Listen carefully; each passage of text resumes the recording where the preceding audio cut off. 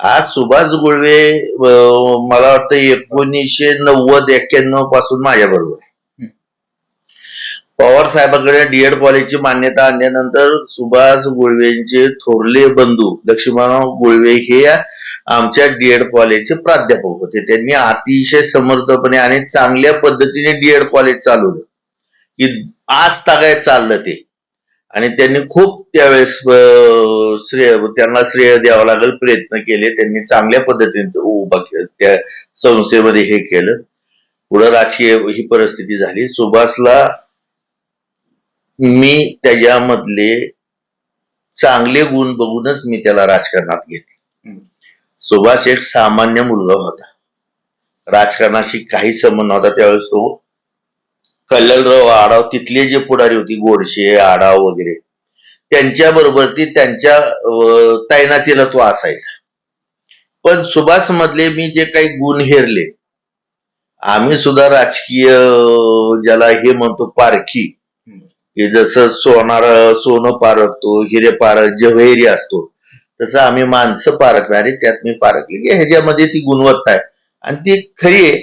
आणि म्हणून मी त्याला ती उमेदवारी त्या काळामध्ये दिली. प्रस्थापित दिली नाही, त्यावेळेस बरेचसे वाद झाले, पण सुभाष सुद्धा माघारी घेत होता तरी सुद्धा मी सुभाष आहे. आणि ज्यावेळेस मी चेअरमन झालो आणि त्याच्या आधी मी ज्यावेळेस सुभाषला व्हाईस चेअरमन केलं, तर आजीनाथच्या कारभारामध्ये सुभाषने माझ्या खांद्याला खांदा लावून अतिशय सक्षमपणाने काम केलं.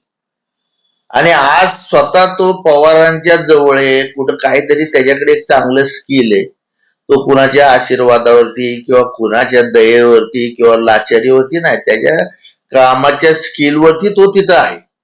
तुम्ही कामाला जा, तुम्ही तू काही एक हे त्यांनी बोलणाराला आता मला हे करायचं नाही, पण सुभाष आज बारामती अॅग्रोचं पूर्ण बघतो. तुम्हाला सांगतो तिथली ते त्यांची शिक्षण संस्था काय नव्हते, शारदा, ते सुभाषकडे बरीचशी जबाबदारी. तो कन्नडचा कारखाना बघतोय आणि इथला तुमचा तो हळगावचा बघतोय, परत चोपडा एक आहे. परत तुम्हाला सांगतो राहिल्या सायली जबाबदारी त्याची कर्जत तालुक्यामध्ये तो रोहित दादांची त्या ठिकाणी जबाबदारी सांभाळतोय.